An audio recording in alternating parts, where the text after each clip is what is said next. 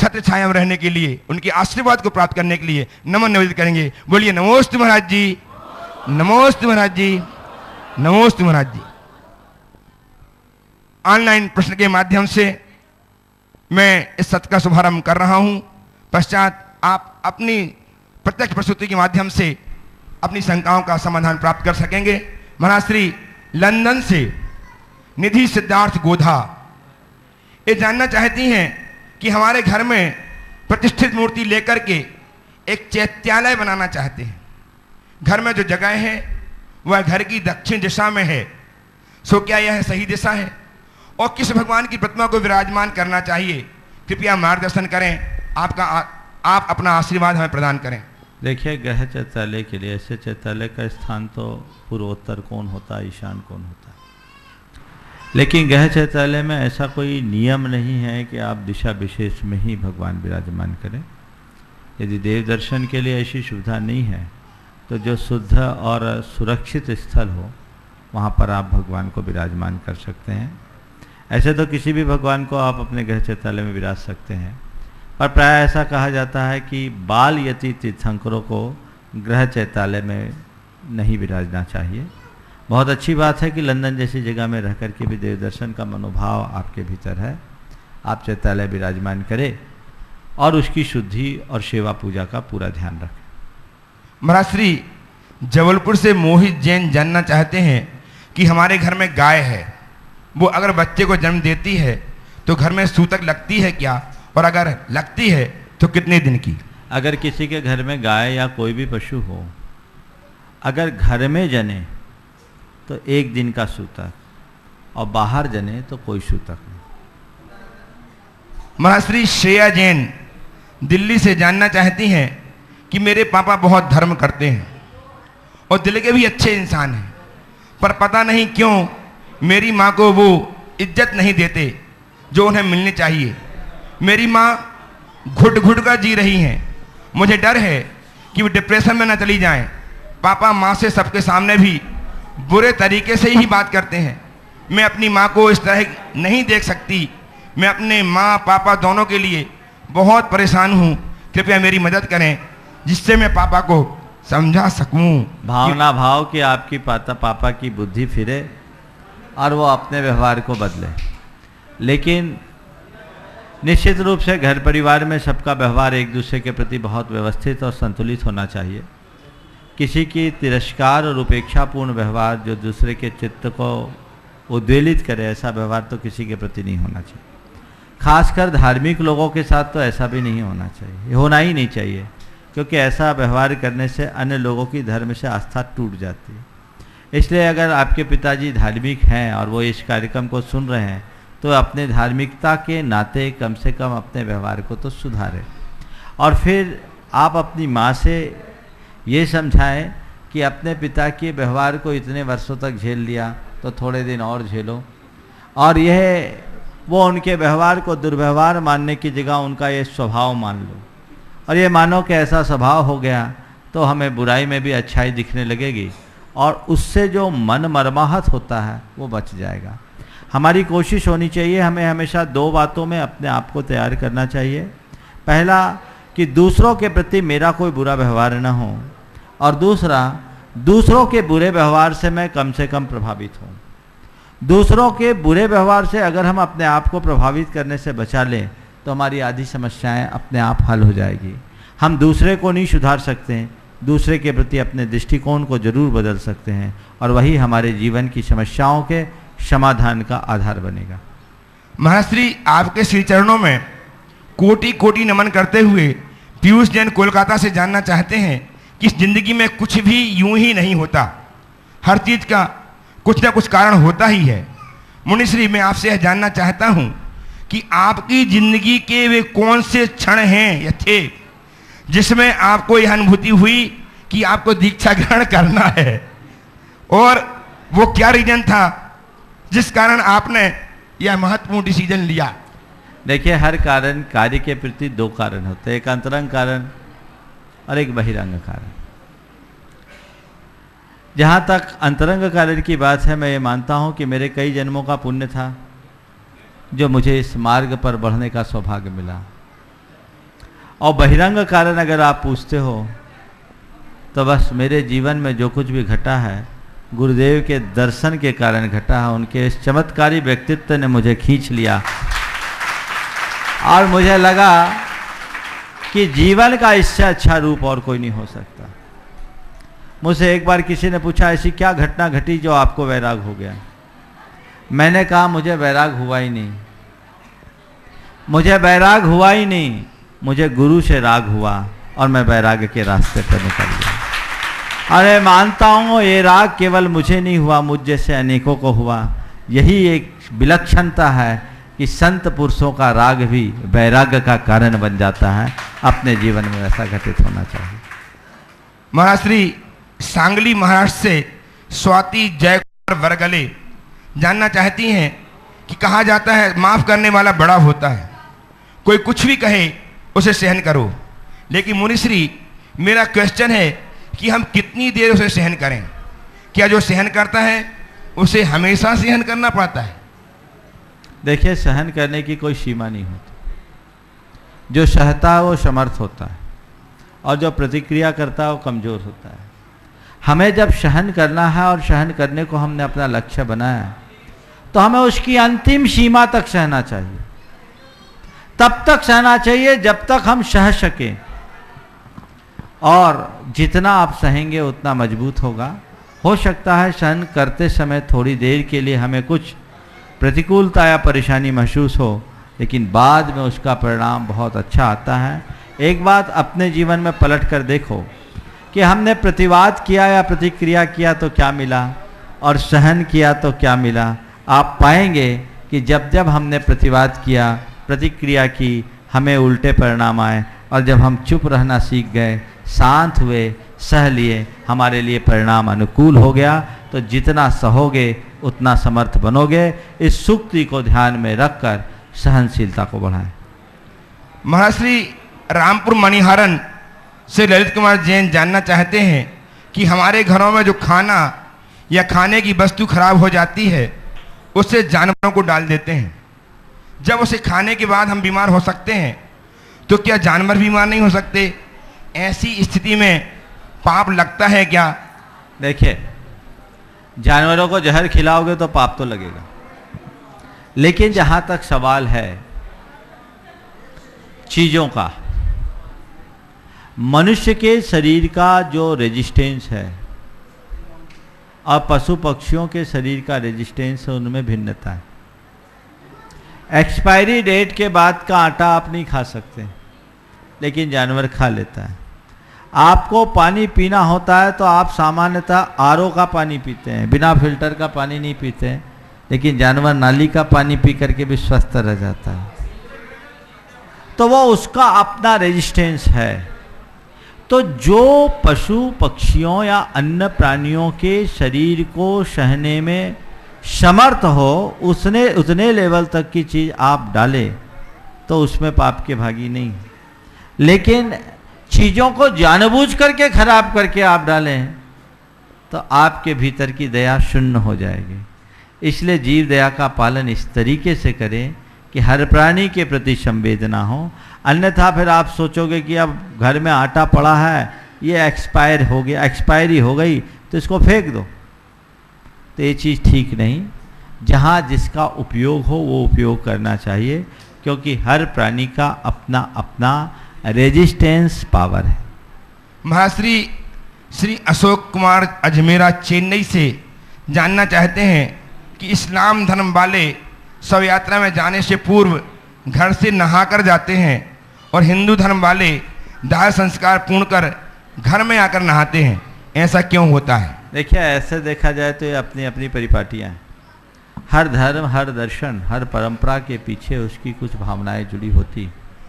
इस्लाम परंपरा में एक मान्यता है कि मृत्यु हो जाने के बाद भी ये शरीर कब्र में दफना दिया जाए, क़यामत के दिन जब खुदा आएगा तो सबको जिंदा कर देगा। तो शायद ये आस्था होगी कि हम इसके शरीर को एक पवित्र रूप में मान करके पवित्रता के साथ दफनाएं, ताकि कभी क़यामत का दिन आए तो हमसे हिसाब ठीक रहे और उनको ये लगे कि हमारी पवित्रता का ध्यान रखा गया होगा।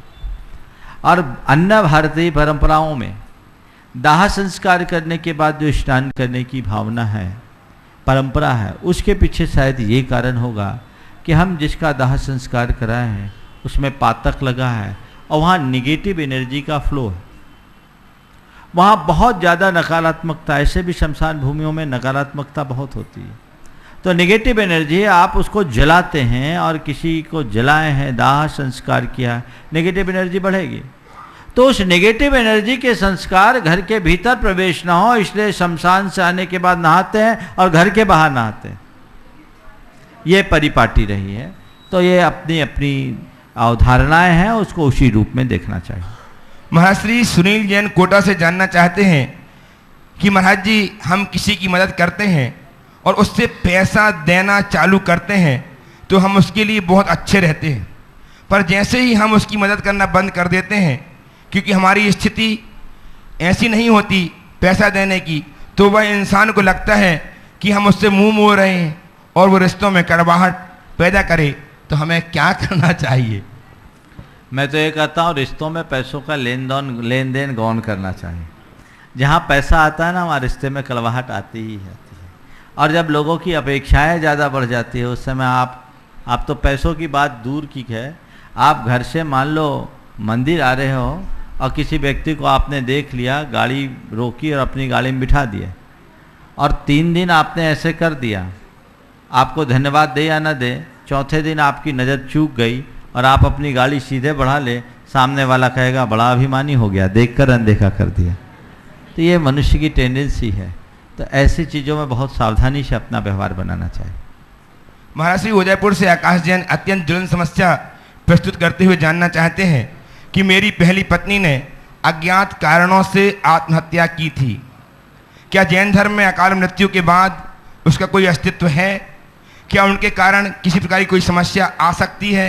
यदि हाँ, तो इसकी शांति के लिए क्या किया जाना चाहिए? देखिए, आत्महत्या एक प्रकार का अपघात है और शास्त्रीय अवधारणाओं के अनुसार इसे अकाल मृत्यु ही कहेंगे, क्योंकि ये हत्या हुई है स्वाभाविक मृत्यु ने। आचार्य कुंद ने कहा विषवेयन रत्तक है भय सत्तक गहन संकलेशेन आहार उत्सासा नाम निरोहना खिज्जदे आऊ।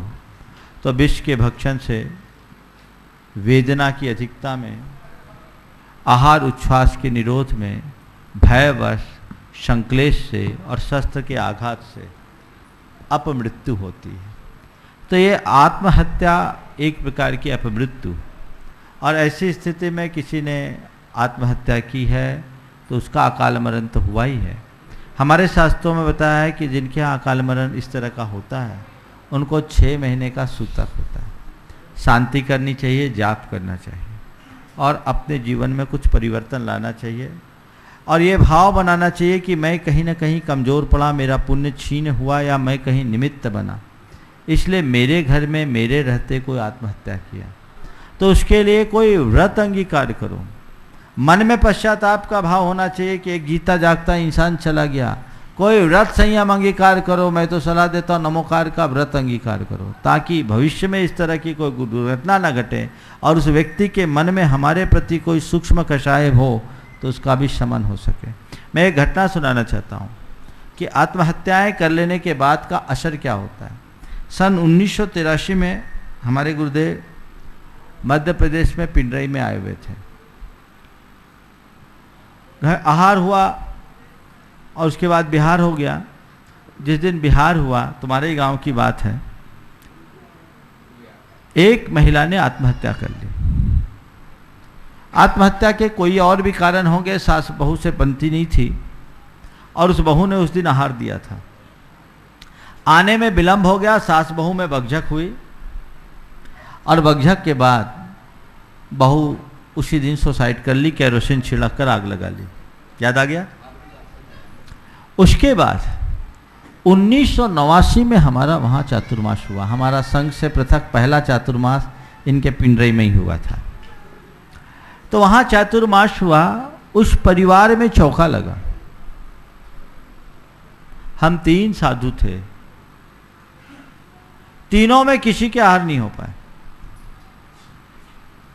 लौट लौट करके आने का योग बना। वो बहुत दुखी। क्या हुआ? जब बैकग्राउंड मुझे मालूम पड़ा तो मैंने कहा देखो, आहार का निमित्त लेकर के तुम्हारे यहाँ घटना घटी, कोई अंतराय तीव्र है, तुम अभी चौका बंद करो। 20-22 दिन तक लगातार चौका लगाने के बाद हम 3 साधु में एक के भी आहार नहीं हो पाए। हमने उनको कहा चौका बंद करो, नमोकार मंत्र की विशुद्ध आराधना करो, तुम अपने कर्म काटो, उसके बाद तुम्हारे दिन फिरेंगे। उन लोगों ने 15 दिन तक नमोकार मंत्र की ससंकल्प ब्रह्मचर्य की प्रतिज्ञा के साथ जाप किया। उसके बाद चौका लगाया, तीनों के निरंतर आहार हो गए। तो ये संयोग है। तो इन सब बातों को बहुत हल्के में नहीं लेना चाहिए। श्री अगम जैन जयपुर से जानना चाहते हैं कि गुरुदेव, बहुत दिनों से मेरे मन में एक सवाल है, क्या मरने के बाद आत्मा को नरक में असहनीय यातना मिलती है? यदि हाँ, तो किस तरह से हम वहां जाने से बच सकते हैं? क्या दान पुण्य इसमें सहायक हैं? कृपया प्रकाश डालें। मैं तो कहता मानवीय आचरण करो, नरक जाने की बात ही नहीं आएगी। मनुष्य बने हो, मनुष्यत्व को आत्मसात करो, मानवीय आचरण करो, अपने जीवन में क्रूरता से बचो, हिंसा से बचो, विषय लंपटता से बचो, अनैतिकता और शोषण से बचो। यदि इन चीज़ों से बच जाओगे तो नरक का मुख कभी नहीं देखना पड़ेगा। महाराज श्री, ऑनलाइन क्वेश्चन यहीं पे मैं विराम देता हूँ। प्रत्यक्ष विराजित शंकाओं को लेकर भव्य आत्मा हैं, उनका मैं नाम पुकारूं। इसमें श्रीमती तारिका जी, विमल जी पाटनी, शांता सुरेश जी पाटनी तैयार रहेंगे। इसके पूर्व एक सूचना आप सबको, सब भक्तजनों को महाराज श्री से जोड़ने का एक आह्वान मैं करना चाहता हूँ। इस प्रकार से वर्तमान में सोशल मीडिया के माध्यम से पूरे देश में धार्मिक और सामाजिक सूचना दी जाती हैं, लेकिन प्रायः देखा जाता है कि इन माध्यमों से आधारहीन झूठी खबरें भी प्रसारित की जाने लगी हैं। इसी बात को ध्यान में रखते हुए परम पूज्य मुनिराज के भक्तजनों ने एक ऐप तैयार किया है, जिसे प्रमाणिक ऐप कहते हैं, जिसमें तथ्यात्मक एवं प्रमाणिक गतिविधियां आप तक पहुंचाई जाती हैं। इस ऐप में विभिन्न सूचनाओं के साथ साथ आप परम पूज्य मुनिराज के सारे प्रवचन, सारे संकट समाधान एवं मुनिराज की वास्तविक लोकेशन का पता लगा सकते हैं।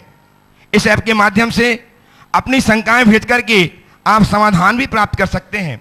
साथ ही इस ऐप के माध्यम से मुनिवर के प्रातःकालीन 8 से 9 एवं सायंकालीन शंका समाधान का कार्यक्रम लाइव सुन सकते हैं। अतः आप स्वयं इस ऐप को डाउनलोड करें और औरों को भी इसके लिए प्रेरित करें। यह एंड्रॉयड, iOS और विंडोज जैसे सभी मोबाइल फोनों पर उपलब्ध है। आज ही अभी से इस प्रक्रिया को प्रारंभ करके अपने आप को गुरुदेव से जोड़ करके गुरुत्व को प्राप्त करने का प्रयास आप कर सकते हैं। आइए, श्रीमती तारिका जी, विमल जी पाटनी साथ में ही है। नमस्ते महाराज श्री, आज मुझे इतनी खुशी हो रही है आपके दर्शन करके कि हमेशा जब भी आप राजस्थान में प्रवेश किए तो मैं हमेशा ये सोचती कि दुनिया इतने क्वेश्चन आपसे पूछती है कि मैंने ऐसे कौन से क्रम के उदय थे कि मैं आज तक आप सामने होते हुए भी पूछ नहीं पाई। आज मुझे बहुत खुशी है महाराज श्री आपके दर्शन करके और क्वेश्चन पूछ के। मेरा क्वेश्चन बहुत सिंपल है। मैं ये पूछना चाहती हूँ महाराज श्री, 64 रिद्धि के जो उपास करते हैं, जिसमें व्रत प्लस उपास में क्या अंतर और क्या पुण्य है? देखिए, 64 रिद्धि का जो व्रत है अपने आप में बहुत महत्वपूर्ण व्रत है। इसमें गणधर वलय के सारे मंत्रों का उपयोग, और इसका तो बड़ा प्रभाव भी मैंने देखा है। 64 रिद्धि ऐसी गणधर वलय के मंत्र की जिसमें आराधना है, उसका लाभ तो होता ही है। मैंने कई बार अपने शंका समाधान के माध्यम से कहा कि कौमा में पड़े लोग भी 64 रिद्धि विधान और व्रत करने के प्रभाव से ठीक हो गए हैं, उनके परिवार के लोगों ने किया है। कुल मिलाकर ये हमारे कर्मक्षय का तो विशिष्ट निमित्त है ही। पर आपने पूछा व्रत और उपवास में किसको चुने। उपवास सबसे उत्तम होता है, प्रोषधोपवास और उत्तम होता है। प्रोषधोपवास का मतलब होता है एकासन पूर्वक उपवास करना, ये सबसे उत्कृष्ट उपवास माना जाता है। मध्यम उपवास कहलाता है केवल उपवास करे, और जघन्य में जल ले लें तो जघन उपवास होता है। जिनकी शक्ति नहीं जी उनके लिए एकासन करके व्रत पूर्वक कर लें। हमारे यहाँ व्रतों का भी अपना महत्व है। गृहस्थ यदि एक भुक्ति का त्याग करके एकासन करके भी करता है तो उसके कर्म निर्जरा का कारण है। शास्त्र में व्रत को निर्जरा का हेतु कहा है। अव्रति की कोई निर्जरा नहीं होती, लेकिन अव्रति भी यदि किसी दिन व्रत लेकर के अपने आप को व्रती बना लेता है तो उस दिन वह असंख्यात गुणी कर्मों की निर्जरा का अधिकारी हो जाता है। तो शास्त्र की भाषा में व्रत हमारे समस्त कर्मों की निर्जरा का कारण बनता है। इसलिए प्रत्येक गृहस्थ को अपनी शक्ति और परिस्थिति के अनुसार समय समय पर कोई ना कोई व्रत करते रहना चाहिए। मैं देखता हूँ महिलाओं में व्रतों की रुचि तो बहुत है, पर पुरुषों को ऐसा लगता है कि उनको मोक्ष का लाइसेंस मिला हुआ है। पुरुष लोग व्रत के क्षेत्र में बहुत पीछे हैं, जबकि उन्हें भी आगे आना चाहिए, अपनी शक्ति को उद्घाटित करना चाहिए। गृहस्थों में व्रत ही एक विशिष्ट पुण्य के संचय का और पाप निर्जरा का कारण है। आपने जिस संदर्भ में पूछा है, आचार्य जिनसेन महाराज ने महापुराण में हम लोगों के लिए आप लोगों के लिए एक मार्गदर्शन दिया। पुण्यम जिनेन्द्र परिपूजन साध्य माध्यम, पुण्यम सुपात्रगत दान समुत्थमन्नर, पुण्यम व्रतानुचरणा दुपवास योगा, पुण्यार्थिना सतत पुण्य समार्जनीयम। गृहस्थों को अपने जीवन का कृतार्थ करने के लिए 4 माध्यमों से पुण्य का उपार्जन करना चाहिए। सबसे पहला पुण्यम जिनेन्द्र परिपूजन साध्य माध्यम, भगवान की पूजा के बल पर साथी से पुण्य का बंध। पुण्यम सुपात्रगत दान समुत्थमन्नत, सुपात्र को दान देकर आप विशिष्ट पुण्य का उपार्जन कर सकते हैं। पुण्यम व्रतानुचरणाद, व्रतों का पालन करके आप पुण्य का उपार्जन कर सकते हैं। और उपवास योगा, उपवास के बल पर भी पुण्य का पालन कर सकते हैं। और इस उपवास को भगवती आराधना में विशिष्ट कर्म क्षय का हेतु बताया। नमस्ते महाराज। किशनगढ़ से ही प्रत्यक्ष प्रस्तुत हैं शांता जी सुरेश जी पाटनी, और तैयार रहेंगे श्रीमान प्रमोद जी सोनी अजमेर से। गुरुदेव के चरणों में शतशत नमन। मेरा प्रश्न है महाराज जी, एक व्यक्ति है जिसने पाप किया है और पाप करके ही तुरंत ही उसको एहसास हो गया कि मैंने ये बहुत बड़ा पाप किया है और पश्चाताप भी कर लेता है। और एक व्यक्ति है कि पाप करके बहुत समय तक चलता रहता है, वो उसका कुछ नहीं सोचता, बाद में वो पछताता है, साल 2 साल 4 साल बाद में पछताता है कि मैंने ये पाप किया था। तो इन दोनों की स्थिति अनुभाग में अपकर्षण और उत्कर्षण में क्या अंतर है? देखिए, पापम समाचरत बीत घृणो जगन्य, प्राप्यापदम सगण एव ही मंद बुद्धि, किंतु साधु जनम स्ववृत्तम बेला समुद्रम मिव न कदाचिदपि लंघयन्ति। ऐसा कहा गया है कि जघन्य व्यक्ति वो है जो बिना घृणा के, बिना हिचक के पाप करे। पाप करने के बाद भी जिसे संकोच न हो, यानी जो बेखौफ होकर पाप करता है, वो जघन्य जीवन जीता। और पाप करने के बाद विवश होकर के पाप करे और अपने मन में उसके प्रति संकोच या घृणा का भाव हो, वो मध्यम श्रेणी का। लेकिन उत्तम पुरुष वो होते हैं जो प्राप्यापदम प्राणातये पिन साधु जनम स्ववृत्तम, प्राण चले जाए तो भी साधुजन अपने द्वारा लिए गए व्रत को खंडित नहीं करते हैं। जैसे बेलाम समुद्रमिव न कदाचिद विलंघयन्ति, जैसे समुद्र अपने तट का उल्लंघन नहीं करता, वैसे वे अपनी मर्यादाओं का उल्लंघन नहीं करते। तो उत्तम तो यही है कि पाप करे ही नहीं, लेकिन कदाचित पाप हो और उसके प्रति मन में पश्चाताप या ग्लानि का भाव हो तो पाप की आधी ताकत कम हो जाती है। तत्वार सूत्र में एक सूत्र आता है, तीव्रम अंधक ज्ञाता ज्ञात भावादिकरण वीर विशेषेभ्य तद विशेष। आप कोई भी अच्छा या बुरा काम जितनी तीव्रता मंदता से, जितने ज्ञान और अज्ञान से, जितने उत्साह अनुत्साह से, जितनी रुचि और अरुचि से करेंगे, उसके साथ बंधने वाला पुण्य और पाप उसी अनुपात में बंधता है। तो अगर व्यक्ति बेखौफ होकर के पाप बांधता है तो उसका पाप का बंधन बहुत प्रगाढ़ होता है, यानी उसका स्थिति अनुभाग बहुत तेज होगा।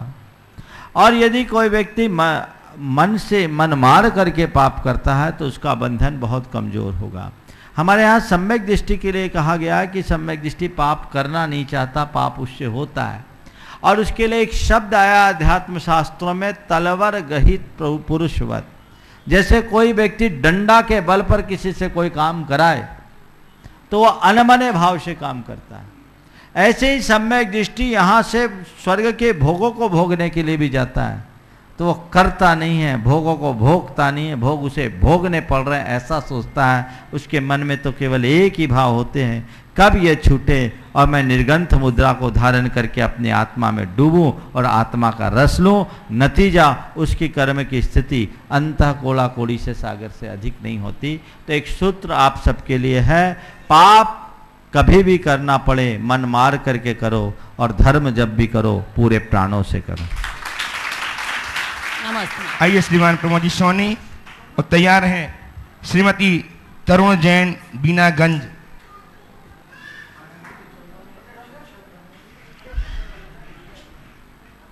हाँ बोलो। महाराज जी के चरणों में शत शत नमन।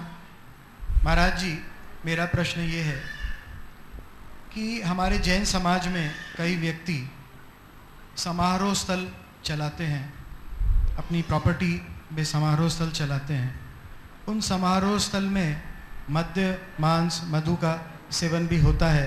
हालांकि उन लोगों ने ये सब उनका करा हुआ नहीं है और प्रत्यक्ष रूप में वो उन चीज़ों में इन्वॉल्व नहीं होते, मगर फिर भी उन प्रॉपर्टी में ये सब कार्य तो होते ही हैं। इसी प्रकार हमारे समाज की भी कई ऑर्गेनाइजेशंस हैं, बॉडीज़ हैं, नसियाएँ आदि हैं जिनमें रात्रि भोजन और अन्य तरह की कई गलत क्रियाएं होती हैं। इन सब क्रियाओं के लिए जो करने वाला या जो मालिक या कमेटी है वो कितनी दोष की भागीदार हैं और इसका क्या परिणाम उन्हें भोगना पड़ेगा? बहुत ही महत्वपूर्ण मुद्दे को, ज्वलंत मुद्दे को आपने उठाया। आज के समय में मैरिज गार्डन एक व्यवसाय बन गया, लेकिन मैं आपको कहूँ व्यवसाय के चयन के पूर्व बहुत सावधानी रखना चाहिए। अभी कुछ दिन पूर्व की ही बात है, एक युवक ने मुझसे पूछा कि महाराज जी मुझे ऑफर आया है और एक व्यक्ति ने कहा है कि मेरी जगह है और उसमें तुम मैरिज गार्डन खोल लो, तुम संचालन करो, बहुत अच्छा रहेगा। मैंने उससे एक ही सवाल किया कि तुम मैरिज गार्डन के लिए लोगों को दोगे, जगह दोगे, उसमें तो वेज नॉन वेज सब आएंगे? बोले आएंगे। तो जो नॉन वेज वाला आया है तुमने उसको अपनी जगह उपलब्ध कराई, उसकी अनुमोदना तुम्हें मिलेगी, लगेगी कि नहीं लगेगी? बोले लगेगी। हम बोले अब बोलो तुम चाहते हो? लड़का बहुत समझदार और संस्कार युक्त था, उसने कहा महाराज मैंने समझ लिया, मैं ये काम नहीं करूँगा। मैं उन तमाम लोगों से कहना चाहता हूँ जो इस तरह के कारोबार से जुड़े हैं या कारोबार करने की इच्छा है, पाप के अनुमोदक मत बनिए। यदि आप शुद्ध शाकाहारी रीति से इसको संचालित कर सके तब तो आप अपनी भूमि पर मैरिज गार्डन बनाइए, अन्यथा आप उस स्थल पर जितना भी पाप होगा उसके अनुमोदना के पात्र बनकर पाप के भागी तो होंगे ही होंगे। इसलिए कंसेप्ट खत्म हो जाना चाहिए। और मैं आप सबसे खासकर महिलाओं से कहता हूं कि तुम्हारे परिवार का कोई भी सदस्य यदि इस तरह के कार्य करने के लिए उत्साहित हो तो कहना एकदम हमें स्वीकार नहीं है, हम भूखे रहना पसंद करेंगे पर पाप का पैसा अपने घर कभी नहीं स्वीकार करेंगे। दूसरा सवाल आपने उठाया है कि मंदिर परिसरों में धर्मायतनों से संबद्ध स्थलों में जहाँ रात्रि भोजन जैसे कृत्य होते हैं और अप्रत्यक्ष रूप से आजकल मद्यपान आदि की प्रवृत्तियां भी हो गई, इसके सारे भागीदार वे लोग होंगे जो उसका संचालन करते हैं, महापाप के भागी। इसमें जिनेंद्र भगवान की आराधना है।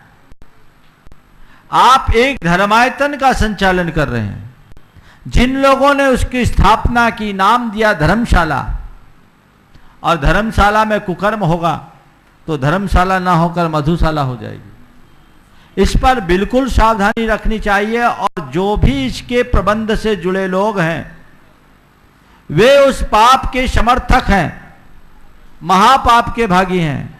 इसलिए अपने संस्थानों, धार्मिक प्रतिष्ठानों में जो भी हैं वहां तो रात्रि भोज का सर्वथा निषेध होना ही चाहिए और मादक पदार्थों के सेवन पर प्रतिबंध होना ही चाहिए। यद्यपि घोषित तौर पर यह नहीं होता, रात्रि भोज तो घोषित तौर पर होने लगा है। इस पर अविलंब रोक लगानी चाहिए। ये जैन धर्म की बहुत बड़ी क्षति है और जैन धर्म की दृष्टि से बहुत बड़ा पाप है। मैं तो कहना चाहूँगा कि जो भी लोग मंदिरों की और धर्मशालाओं की व्यवस्थाएं देख रहे हैं वे साथी से पुण्य का बंध कराए, करे पाप के भागीदार न बने, ऐसी कोई भी क्रिया न करे जिससे अनचाहे आपके साथ पाप जुड़े। ध्यान रखना, इस पाप को भोगने में कोई दूसरा साथी नहीं होगा, आपको स्वयं भोगना पड़ेगा। इसलिए सामाजिक स्तर पर कुछ नियम बनने चाहिए, कुछ कायदे बनने चाहिए, ताकि इस तरह की प्रवृत्तियां हमारे यहाँ ना हो। आज से 25-50 साल पहले ऐसी चीज़ें नहीं होती थी, अब ये आम होने लगी है। यह बदली हुई जीवन शैली का एक प्रकार से दुष्परिणाम है। हमें इस पर अविरल रोक लगाना चाहिए, अविलंब रोक लगाना चाहिए। यदि समय रहते हम नहीं चेते तो आने वाला समय बहुत खराब होगा। श्रीमती तरुणी जैन बीनागंज से तैयार हैं राखी जैन रूपनगढ़। महाराज श्री के चरणों में मेरे परिवार की ओर से, समस्त बीनागंज समाज की ओर से कोटि कोटि नमोस्तु नमोस्तु नमोस्तु। इस भावना से कि महाराज श्री के चरण हमारे बीनागंज की ओर भी जरूर पड़े, इससे हम पवित्र हो सकें। मेरा प्रश्न ये है कि जीव मरकर मिथ्या सहित ही क्यों विदेश क्षेत्र में पैदा होता है? नमोस्तु। देखिए, मनुष्य से मनुष्य होना सम्यक का परिणाम नहीं है। यदि कोई जीव सम्यक दर्शन धारण करेगा तो उसकी आत्मा बहुत पवित्र हो गई, और सम्यक दर्शन को धारण करने के बाद जब आत्मा में इतनी पवित्रता आ जाती है कि उस घड़ी में वह जीव देवायु के अलावा और कोई आयु बांध ही नहीं सकता, तो सीधे देव बनेगा। अब मनुष्य से मनुष्य बनने के लिए तो तभी जाना होगा जब उसने मनुष्य आयु का बंध कर लिया है। सम्यक दर्शन में मनुष्य आयु का बंध कर नहीं सकता, और मिथ्या दर्शन में मनुष्य आयु का मनुष्य बंध करता है। इसलिए विदेह मनुष्य से मनुष्य जो भी जाते हैं विदेह में, वे सब मिथ्यात्व के साथ जाते हैं। राखी जैन विदेह जाने से कुछ नहीं होगा, विदेह बनने से होगा बहन जी। विदेह में असंख्य अनेक जीव हैं, असंख्य तो नहीं, यहाँ से ज्यादा मनुष्यों की संख्या विदेह में है, सब मोक्ष नहीं जाते हैं। और आप इस भ्रम में मत रहना कि हम विदेह नहीं गए, अनंत बार विदेह घुमाई हैं। वो विदेह का जन्म व्यर्थ जिसमें ज्ञान न मिले, और ये भरत क्षेत्र का पंचम काल का जन्म सार्थक जिसमें गुरुदेव से हमें ज्ञान प्राप्त हुआ। श्रीमती राखी जैन और तैयार हैं श्रीमान प्रदीप जी गंगवाल, श्रीमती मधु जी गंगवाल। नमस्ते। मेरा प्रश्न है कि जैनत्व में प्रमाण की क्या अवधारणा है? जैनत्व पे प्रमाण की अवधारणा आपने पूछी है, न्याय शास्त्र का प्रश्न पूछा है आपने। और जैन धर्म में प्रमाण को स्वपूर्वार्थ व्यवसायात्मकम ज्ञानम प्रमाणम कहा है, जो स्व के साथ अपूर्व अर्थ का व्यवसाय करता है, इसके स्वपर प्रकाशक कहा है। आपका प्रश्न बहुत दार्शनिक है, इस सत्र का विषय नहीं है, आप अलग से बात करिएगा। आइए प्रदीप जी गंगवाल मधु जी के संग, और तैयार हैं श्री तरुणी जैन रूपनगढ़। संग में ही खड़े हो जाओ तो। गुरुदेव के चरणों में नमोस्तु नमोस्तु नमोस्तु। पहले समाज में सुना है मुनि दीक्षा धारण करने में या संयम को धारण करने में उच्च गोत्र की क्यों आवश्यकता है? सुना है कि उच्च गोत्र वालों को प्राथमिकता या प्रसिद्धि या उसको महत्ता दी जाती है। देखिए, एक व्यवस्था है आगम की, और उस आगम की व्यवस्था के अनुसार दीक्षा आदि अलग अलग कुल होते हैं। पर मैं इसे दूसरे संदर्भ में लेता हूँ कि दीक्षा हमारे जीवन की एक उपलब्धि है, और दीक्षा वही ले पाता है जो अनेक जन्मों में पुण्य करता है। जहाँ तक उच्च गोत्र में जन्म लेने वाले ही दीक्षा के योग्य हों, ऐसा कोई एकांतिक नियम नहीं। चक्रवर्ती 32,000 म्लेच्छ कन्याओं से विवाह करता है, और म्लेच्छ खंड से आगत मनुष्य भी मुनि बनते हैं। मुनि बनकर धवला में ऐसा लिखा है कि म्लेच्छ खंड से आकर के मुनि बनते हैं, मोक्ष के अधिकारी बनते हैं। प्रथम अंतर मुहूर्त में उनकी विशुद्धि भरत क्षेत्र में आर्य खंड में जन्म लेकर मुनि बनने वाले मुनियों से भी ज्यादा होती, प्रथम अंतर मुहूर्त। बाद में वो भले पिछड़ जाते हैं। म्लेच्छ खंड में नीच गोत्र के साथ जन्मे वे लोग मुनि पर्याय को प्राप्त करके उच्च गोत्री बन जाते हैं। तो मनुष्य पर्याय में गोत्र कर्म गुण प्रत्यय भी है, भाव प्रत्यय भी है। भाव प्रत्यय मतलब जन्म से उच्च गोत्री बनना, और गुण प्रत्यय यानी कर्म से अपने आप को उच्च गोत्री बनाना। तो जब वे अपना गोत्र बदल सकते हैं तो हर कोई बदल सकता है। इसलिए हमें इसे बहुत व्यापक संदर्भ में देखना चाहिए। श्रीमती मधु जी गंगवाल, तैयार हैं तरुणी जैन रूपनगढ़। नमस्ते महाराज जी, नमस्ते महाराज जी, नमस्ते महाराज जी। मेरा प्रश्न यह है कि किस जीव के कारण सम्यक दर्शन नहीं हो पा रहा है, इसका क्या कारण है, इसका मार्गदर्शन बताइए।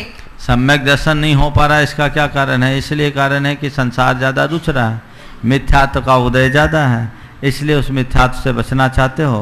सम्यक्त और सम्यक्त के उत्पादक निमित्तों से जुड़ो। आइए तरुण जी रूपनगर से। हाँ पूछो। नमस्ते महाराज जी। महाराज जी, किसी भी व्यक्ति की जिंदगी में एक समय आता है जब वो बुरा दौर गुजर रहा होता है, तो ऐसी स्थिति में वो उसके मन में विचार आता है कि ये सब ग्रह चक्र के कारण होता है। तो ग्रह चक्र की वजह से वो पंडितों के पास जाता है, विभिन्न प्रकार के रत्न सुझाए जाते हैं। तो इन रत्न त्रय का क्या हमारे जैन शास्त्रों में कोई स्थान है महाराज जी? देखो, जैन शास्त्र में तो रत्न से ज्यादा रत्नत्रय का स्थान है। तो क्या रत्न धारोगे तुम्हारा कल्याण हो, इसकी कोई गारंटी नहीं। रत्नत्रय धारोगे तर जाओगे, जो तुम्हारे संपर्क में आएगा वो उतर जाए। इसलिए मैं रत्न पर कम, रत्नत्रय पर ज्यादा भरोसा करता हूँ। आइए श्री अशोक जी बज, सीमा जी बज कुचामन सिटी से तैयार है। श्रीमती सीमा जी काला इंदौर से। दो भाई, एक नाम और बोल दो। सीमा जी काला इंदौर से और तैयार है श्रीमती शांति पाटनी इंदौर। नमस्ते महाराज जी। महाराज जी, मेरा प्रश्न है, संसार में कोई तन से, कोई मन से, कोई धन से दुखी है, तो सुखी कैसे हो, इसके बारे में मार्गदर्शन दें। तन से, मन से, धन से दुखी है, सुखी है वो कैसे हो? देख लो, जो सुखी दिख रहे हैं ना उनके पीछे लग जाओ, तुम्हारा जीवन सुखी हो जाए। महाराज जी के चरणों में मेरा बारंबार नमोस्तु। महाराज जी, मेरा प्रश्न ये है कि कर्म और भाग्य एक दूसरे के संपूरक है, कैसे मार्गदर्शन? कई बार इसका उत्तर दे चुका हूँ, ये प्रश्न बहुत पुराना है। मैं इतना ही एक पंक्ति में कहूँगा कि भाग्य की बैकिंग के साथ जब मनुष्य पुरुषार्थ करता है तब उसका परिणाम अनुकूल आता है। चलिए। श्रीमती शिवा जी काला इंदौर से और तैयार है श्रीमती पाटनी शांति जी पाटनी इंदौर से ही। हे गुरुदेव, श्रद्धा पूर्वक, विनय पूर्वक, भक्ति भाव पूर्वक आपके चरणों में नमोस्तु। हे गुरुदेव, मेरा प्रश्न है, मैं ओम ह्रीम अरहम सोहम नमोकार मंत्र आदि 15 ध्यान चिंतन के रूप में ध्यान को गृहस्थों को, श्रावक को कराती हूँ।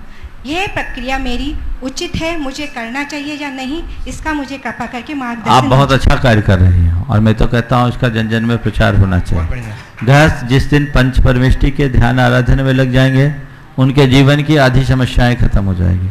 मैं उन सब लोगों से कहना चाहता हूँ जो खासकर मानसिक रूप से परेशान है, वे पंच परमेष्टि के मंत्रों का ध्यान करें, उनके जीवन में चमत्कारिक परिवर्तन आएगा। मुश्किल ये है कि आप लोग करना कुछ नहीं चाहते, रिजल्ट पूरा चाहते हैं। बिना की मरे जब स्वर्ग नहीं मिलता तो बिना किए कुछ कैसे होने वाला। आप इस बात को ध्यान रखिए, पुरुषार्थ कीजिए और आप जो कर रही हैं बिल्कुल सही दिशा में चल रहे हैं। श्रीमती शांति जी पाटनी और तैयार है ममता जी राव का रूपनगर से। महाराज श्री त्रैवार नमोस्तु। कई बार पढ़ा भी है, सुना भी है कि जिनको सफ़ेद दाग की बीमारी हो जाती है वो ना पूजा कर सकता है ना दीक्षा हो सकती है। क्या जिनको दीक्षा हो चुकी है, जो माता जी बन चुकी हैं, महाराज जी बन चुके हैं, ये लेने के बाद अगर ये रोग हो जाए तो क्या उनकी दीक्षा भंग हो जाएगी? देखिए, उसको दीक्षा को भंग नहीं कहेंगे। हम ये जब जानते हैं कि सनत कुमार मुनिराज को मुनि बनने के बाद, खैर उनको तो पहले कोढ़ हो गया था, वादिराज मुनिराज को मुनि बनने के बाद कोढ़ हुआ था, याद है? उन्होंने दीक्षा छेद की थी या निभाया था? समझ गए? ये तो सफ़ेद दाग तो कोढ़ से भी, कोढ़ तो सफ़ेद दाग से भयानक होता है। इसलिए ऐसा अगर कोई होता है तो ये उपसर्ग है, ये बीमारी है, रोग है, वो उसको सहन करेंगे, परीक्षा को जय करेंगे। ये इस जन्म के कारण अपने धर्म को नहीं छोड़ेंगे। ये तो केवल लोग जो उपसा का कारण है। हमने गुरुदेव से एक बार पूछा कि व्हाइट स्पॉट वाले से आहार न लेने वाले के पीछे क्या कारण है, तो उन्होंने कहा कि ये लोग जुगुप्सा का कारण है, इसलिए नहीं लेते। ऐसे ये कोई छूत की बीमारी नहीं है, ऐसे लोगों को हे दृष्टि से कभी नहीं देखना। ये तो मेरेलिन की कमी से होता है और ये किसी को भी हो सकता है, ये कोई ऐसी बीमारी नहीं है। हमारे संघ में आचार्य श्री कहते हैं ऐसे लोग पड़गाहन कर सकते हैं, चौके में छोटा मोटा ऊपरी काम कर सकते हैं, अनुमोदना कर देते हैं, इसमें कोई निषेध नहीं। और कभी किसी को ऐसा हो जाए तो उसे उपेक्षा के भाव से मत देखना।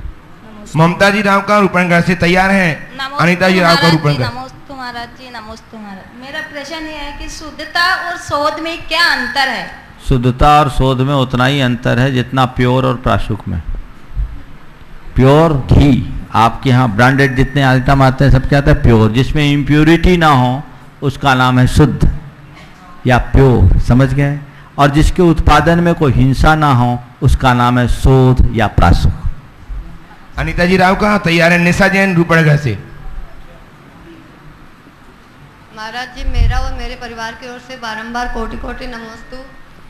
हमारे यहाँ मंदिर में महाराज जी खंडित मूर्तियाँ रखी हुई है टंकी में डाल के, तो उनका क्या उचित है ऐसा रखना? जिनने रखी उनसे पूछो क्यों रखी। पता नहीं कब से कितने सालों से मंदिर में ये सब नहीं रखना चाहिए, इसे किसी संग्रहालय आदि में पहुंचा देना चाहिए।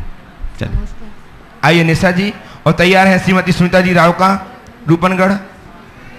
नमोस्तु महाराज जी, मेरा प्रश्न ये है कि शुद्ध जल का नियम लेने के बाद भी बिस्लरी का पानी पीना या बाजार में से बाजार की वस्तुएं मावे की जिसमें पानी ना हो उनको खाना कहाँ तक उचित है? मैं तो कहता हूँ बिस्लरी का पानी शुद्ध जल का त्याग करने के बाद पीने की बात तो बहुत दूर की बात है। जो जैनत्व पर थोड़ा भी विश्वास करता है उनको बिस्लरी का पानी नहीं पीना चाहिए। बिस्लरी का पानी तो अनछना पानी, मुझे नहीं मालूम शुद्ध जल का त्याग करने वाले बिस्लरी का पानी कैसे पी लेते हैं। ये तो एक प्रकार का ढकोसला हो गया।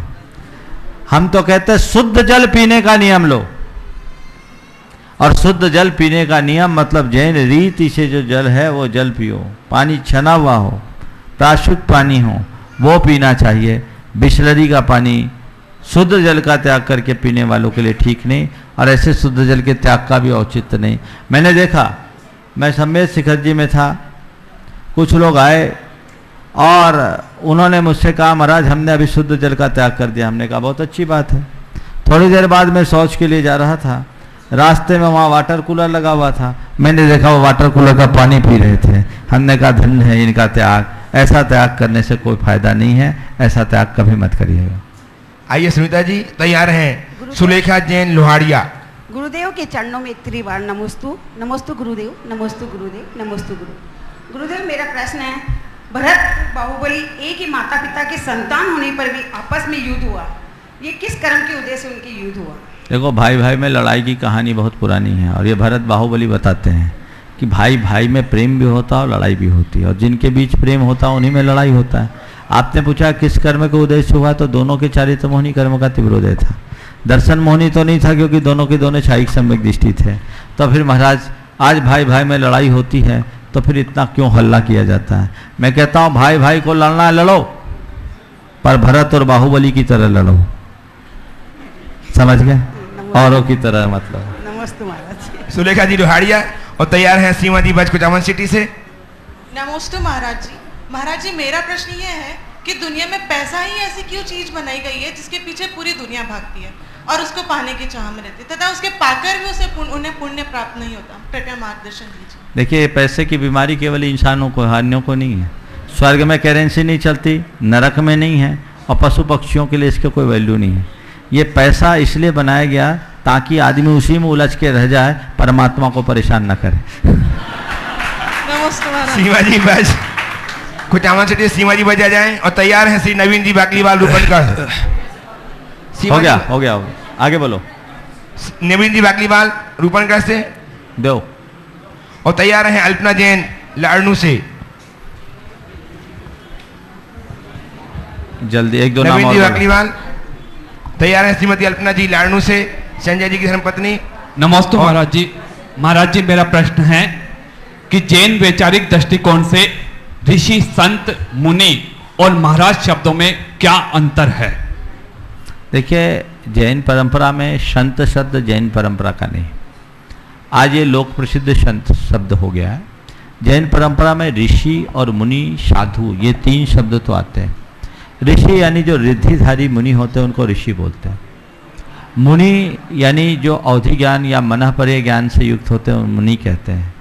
सामान्य जो अधिकतर मौन रखते हैं वो मुनि कहलाते हैं। सामान्य रूप से मुनि को मुनि कहा जाता है, और जो साधना करे वो साधु होता है।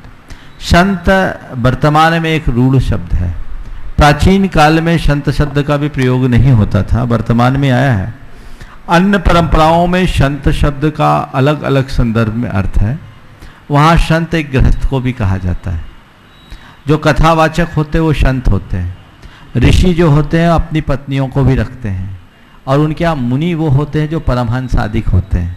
तो विभिन्न परंपराओं में सबकी अपनी अपनी अवधारणाएं हैं, पर आज संत एक साधु के अर्थ में रूढ़ हो गया, इसलिए जनपद सत्य के अर्थ में आज जैन मुनियों के साथ भी संत शब्द जुड़ने लगा है, तो इसमें कोई गलत नहीं। आइए अल्पना जी जैन लड़नों से तैयार हैं, सीमा जैन रूपनगढ़। नमस्ते महाराज। महाराज जी, कई बार मनुष्य के सामने इस तरह की समस्याएं आती हैं जिनके कई हल होते हैं। उनमें मन तो कुछ और कहता है और मस्तिष्क कुछ और कहता है, और मनुष्य फिर असमंजस में पड़ जाता है कि वो किस हल को अपनाए। तो महाराज जी, मेरा प्रश्न ये है कि हम मनुष्य अपने मन और मस्तिष्क के बीच में सामंजस्य कैसे बिठाएं? देखिए, इसमें दो अलग अलग क्राइटेरिया तय कीजिए। जब व्यापार की बात हो, क्या हो रहा है बच्चों, डिसिप्लिन हो। जब व्यापार की बात हो तो मस्तिष्क से काम लेना, मन से काम मत लेना। परिवार की बात हो तो मन का काम करना, मस्तिष्क को काम में मत लेना। परिवार भावना से चलता है और व्यापार बुद्धि से। व्यापार में यदि आप भावना में बहने लगोगे तो बंटाधार हो जाएगा, और परिवार में यदि जोड़ घटाव लगाने लगोगे तो परिवार बिखर जाएगा। इसी प्रकार जब अपने हित की बात हो, जहां अपने हित की बात हो वहां बुद्धि का प्रयोग करो, और जहां केवल सुख की बात हो वहां भावना का इस्तेमाल करो। सुख अल्पकालिक होता है और हित चिरस्थायी होता है। मनुष्य प्रायः भावनाओं में बहकर अपने हितों को तिलांजलि दे देता है। जो मनुष्य अपने बुद्धि और विवेक को सामने रख करके चलता है वह कभी अल्पकालिक सुख के पीछे अपने हित को तिलांजलि नहीं देता। ऐसा मनुष्य कभी अपनी मर्यादाओं को उल्लंघन नहीं करता। तो ये दोनों बातें अगर ध्यान में रख करके चले, परिवार में भावना, व्यापार में बुद्धि, हित में बुद्धि और सुख में भावना, इनको ध्यान में रख करके चले। सीमा जैन आ जाए और तैयार है। श्री राजकुमार जी राव का रूपनगढ़, जल्दी करें, समय जा रहा है, एकदम तैयार है। तैयार है श्री कैलाश जी लोहाड़िया, अमिता जैन। नमोस्तु महाराज जी, मेरा प्रश्न है कि चतुर्मास की शुरुआत में कलश की स्थापना और बाद में समाप्ति के बाद में पिछी परिवर्तन की क्रिया कब से और क्यों शुरू हुई? देखिए, कलश की स्थापना की परंपरा जब भी हो बहुत प्राचीन है। अब इसका कब से हुआ है ये तो पता नहीं कह सकते, क्योंकि मैंने इसके इतिहास को देखा नहीं। लेकिन मैंने जब से मुनियों को देखा है तब से चातुर्मास में कलश स्थापना की परिपाटी और पिछी परिवर्तन की परिपाटी को देखा है। अगर शास्त्रीय दृष्टि से देखें तो मुनियों के लिए चातुर्मास में कलश स्थापना की कोई व्यवस्था नहीं। मुनि कहाँ से लाएंगे कलश? चातुर्मास की स्थापना तो मुनि का अपना एक संकल्प है जो मुनि खुद ग्रहण करते हैं और उस संकल्प से बंध करके अपने आप को काम में ले लेते हैं। लेकिन कालांतर में चातुर्मास एक उत्सव का रूप ले लिया। एक समय तक चातुर्मास केवल मुनियों की साधना थी, लेकिन मुनियों की प्रभावना इतनी बढ़ी और शावकों की भक्ति इतनी बढ़ गई कि वो चातुर्मास एक उत्सव नहीं महोत्सव का रूप ले लिया। लोग वर्षों से प्रतीक्षारत रहते हैं चातुर्मास कराने के लिए, आतुर होते चातुर्मास हुआ तो उसमें पूरी समाज की सहभागिता हो जाती है। तो उस चातुर्मास को सफल और सार्थक बनाने के लिए गृहस्थ श्रावक जन भी कुछ बंधन में बंधे उसके मांगलिक प्रतीक के रूप में मंगल कलश की स्थापना की जाने लगी। तो इसमें कोई गलत भी नहीं है। हमारे यहाँ के अचित्त मंगलों में, द्रव्य मंगल में मंगल कलश को रखा गया है और वो इस बात का प्रतीक बन गया कि इस चातुर्मास के धर्मानुष्ठान का श्रेय उन व्यक्तियों को प्राप्त हो रहा है जिनके निमित्त से चातुर्मास कलश की स्थापना हुई। यानी एक प्रकार से चातुर्मास को संपन्न कराने का श्रेय उनको प्राप्त होता है। और पिछी परिवर्तन साल में एक बार होता है, चूंकि पिछी खराब हो जाती है और वर्षा ऋतु के बाद एक अच्छा वातावरण रहता है चातुर्मास में, और उन्हीं दिनों पंखों की उपलब्धता भी रहती है, इसलिए पिछी परिवर्तन चातुर्मास की बात की जाती है। इस प्रकार आज के शंका समाधान के सत्र को परम पूज्य गुरुदेव के चरणों में नमन अर्पित करते हुए यहीं पे विराम देता हूँ। बोलिए परम पूज आचार्य गुरुवर श्री विद्यासागर जी महाराज की जय।